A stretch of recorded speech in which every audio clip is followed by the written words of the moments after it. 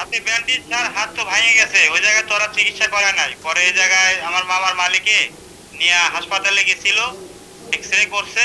এমনি অন্য অন্য জায়গায় শুধু ব্যথা আছে, শুধু এই হাতটা একটু ভেঙে গেছে স্যার। কিভাবে ভাঙলো?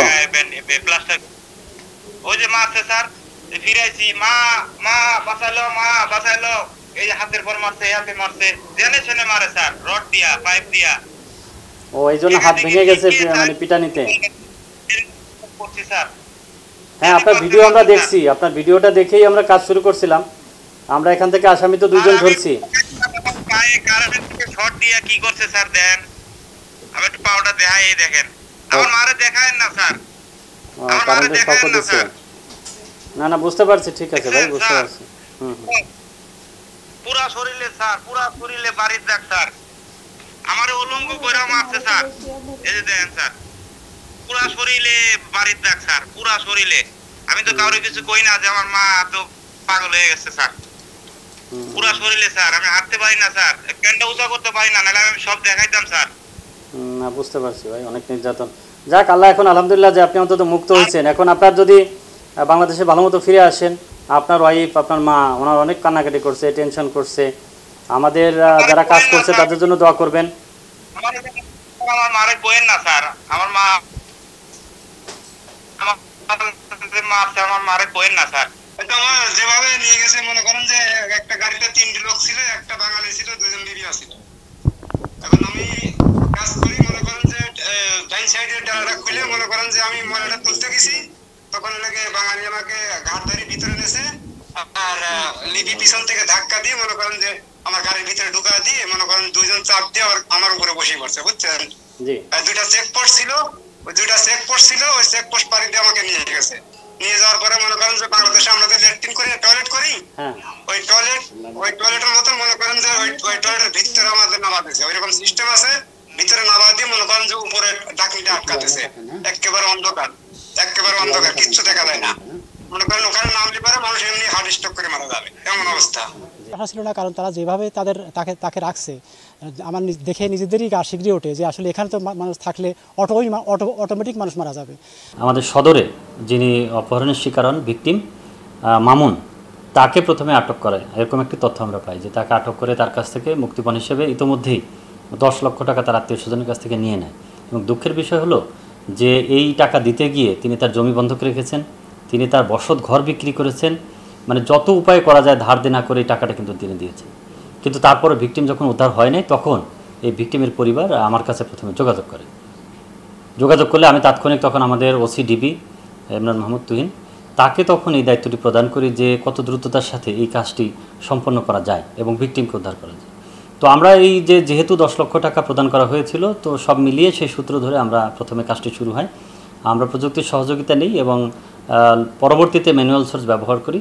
সব দিক থেকে প্রথমেই আমরা 2জন আসামিকে ধরতে সক্ষম হই। বাংলাদেশের যে 2জন আসামি, সেই 2জন আসামি হল হাবিবুর রহমান সুমন এবং রবিউল আউয়াল ওরফে রবি। এই 2জনকে আমরা প্রথমে চাঁদপুর থেকে ধরি। তাদের যে দেওয়া তথ্য, সেই তথ্য অনুযায়ী পরিসংখ্যানে দেখা যায় যে এই মূলত ভিকটিম যারা, তারা লিবিয়াতে আছে এবং একই জায়গায় একই প্রকোষ্ঠে তাদেরকে আসলে রাখা হয়। খুব অন্ধকার একটি ঘর, আপনারা দেখেছেন, ছোট্ট একটি কক্ষ, সেখানে তাদেরকে নির্যাতন করা হয় এবং সেই নির্যাতনের ভিডিওটি তার নিকটস্থ পরিবারদের কাছে দেওয়া হয় এবং তার মাধ্যমে টাকা আদায় করা হয়। প্রথম পরিবারের নিকট থেকে নেওয়া হয়েছিল 10 লক্ষ টাকা এবং দ্বিতীয় পরিবারের কাছ থেকে 1,20,000 টাকা। এই টাকা কিন্তু তারা ইতিমধ্যেই হাতিয়ে নিয়েছে। পরবর্তীতে আমরা এই আসামি ধরে যখন দেখি যে যারা বিদেশে আছে তাদের বাড়ি আবার শরীয়তপুরে, তো শরীয়তপুরে যারা মূলত আসামি আব্দুর রহমান এবং আরও একজন আসামি সজীব চৌকিদার, একজন থাকে লিবিয়াতে, সজীব চৌকিদার লিবিয়াতে থাকে, আর আব্দুর রহমান থাকে কুয়েতে। তো লিবিয়াতে মূলত তাদেরকে আটক করেছে এবং এই আব্দুর রহমান এবং সজীব চৌকিদার তারা একে অপরের মামাতো ফুফাতো ভাই। তারা ওখান থেকে বিদেশের মাধ্যমে যোগাযোগ করেছে এবং বাংলাদেশে যে আমরা যে কাউন্টার পার্ট যে 2জনের নাম বললাম, তাদের সাথে যোগাযোগের মাধ্যমে এই টাকাগুলো ট্রান্সফার করেছে। অর্থাৎ এটি একেবারে বলা যায় যে সুপরিকল্পিতভাবে ভিন্ন 2 দেশ থেকে বাংলাদেশের সাথে কমিউনিকেশনের মাধ্যমে বাঙালিদেরকে নির্যাতনের মাধ্যমে আটক করে মুক্তিপণ আদায়ের একটি ঘটনা, এত বড় লোমহর্ষক ঘটনা, যেটি আমাদেরই দেশের লোক, আমাদেরই কোনো বাঙালি সন্তানকে বিদেশের মাটিতে আটকে রেখে এইভাবে অত্যাচার করে টাকা হাতিয়ে নিয়েছে। তো আমরা যখন প্রথমে এই 2জনকে ধরার পরে শরীয়তপুরের যে লিঙ্ক পেলাম, শরীয়তপুরে যখন আমরা যাই তখন তাদের পরিবারের সাথে কথা বলে তাদেরকে ওখানে আমরা সত্যিকার অর্থে যেটি যে তাদেরকে আইনের আওতায় আনা হবে যদি তারা আমাদের হেল্প না করে, এরকম একটি বিষয়ে কথা বলে তারপরে তারা বিদেশে যোগাযোগ করে। বিদেশে যোগাযোগ করার পরে প্রথমে আমরা যে ভিকটিম, আমাদের প্রথম ভিকটিম যিনি ছিলেন যে আমাদের মামুনকে প্রথমে আমরা মুক্ত করি। মামুনকে মুক্ত করার পরে কথাবার্তার এক পর্যায়ে মামুন যখন ভিডিও কলে যোগাযোগ করে তখন কোনো এক সময় আমাদের সাথে শেয়ার করতেছিল যে আরও একটা লোক ছিল, তাকেও এরকম নির্যাতন করতেছিল। তো তখন আমাদের বোধোদয় হয় যে তাহলে তো আরও একজন আছে। ঠিক গতকালকে এই অফিসে, আমার অফিসেই যিনি ওখানে জিম্মি অবস্থায় ছিলেন, মুন্নাফ নাম, এই ভদ্রলোকের জামাই তিনি আমার এখানে আসেন এবং খুব কান্নাকাটি করেন যে তার শ্বশুরকে লিবিয়াতে আটক করে রাখা হয়েছে এবং তারা ইতিমধ্যে 1,20,000 টাকা প্রদান করেছে। তা আমরা আবারও আমাদের ডিবি টিমকে এনগেজ করি এবং তখন তাদের মাধ্যমে যোগাযোগ করে এই ভিকটিম যে মুন্নাফ, তাকেও আমরা উদ্ধার করতে সক্ষম হই। অর্থাৎ আমরা কিন্তু 2 জন ভিকটিমকেই বাংলাদেশে বসে উদ্ধার করতে পেরেছি। একই সাথে তাদের যে ব্যবহৃত মোবাইল কমিউনিকেশনের জন্য সেটি জব্দ করা হয়েছে, 4 লক্ষ টাকা উদ্ধার করা হয়েছে।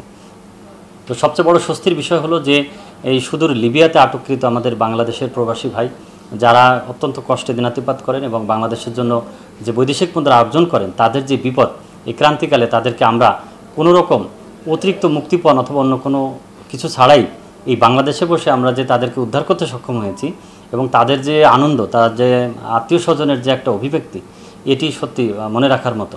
যে এটি হলো প্রাপ্তির জায়গা, যে তারা যেভাবে এত কষ্ট করে এভাবে নির্যাতনের শিকার হয়েছিলেন, মুক্তিপণ দিয়েও মুক্তি পান নাই, পরবর্তীতে আমাদের কাছে আসার পর আসামি ধরে আমরা তাদেরকে স্বাধীন বা মুক্ত করতে সক্ষম হয়েছি।